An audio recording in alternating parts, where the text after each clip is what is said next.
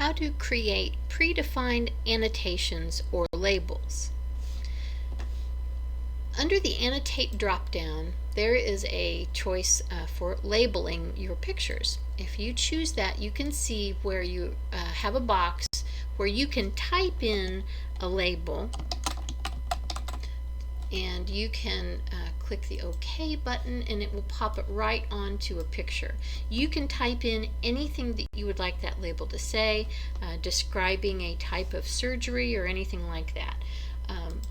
But you also have the ability to create predefined labels or predefined annotations so that you don't have to type in the type every time. So I'm going to show you how to do that.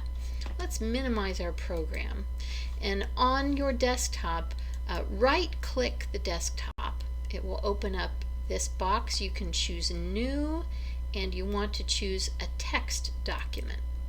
So I'm going to open up that text document, and it's just a little notepad.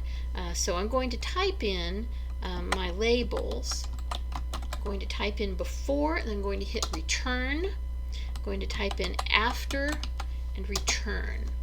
So these are my two separate labels. Because I hit return, these are going to be two separate things, so I can have more than one thing under my annotations to choose as predefined annotations.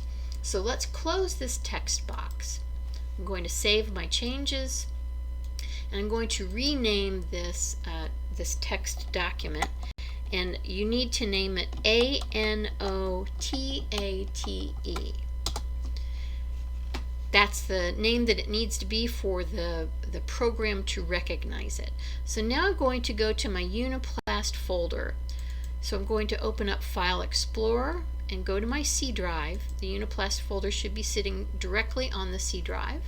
So I'm going to open up my Uniplast folder, and I am going to pull it over so that I can see my annotation. I'm going to drag my annotation into the Uniplast folder. Make sure you don't drag it into one of the UDD folders. That's where your pictures and the database information is. But just pull it down among these files down here, and we can see here is our annotate text file. I'm going to close the Uniplast folder, reopen my program, and when I go to my Annotate drop-down, I choose Label, and here are my predefined annotations. So in order to put it on, I've highlighted one of my pictures here, and I'm going to double-click, and now I have my predefined annotation on my before picture.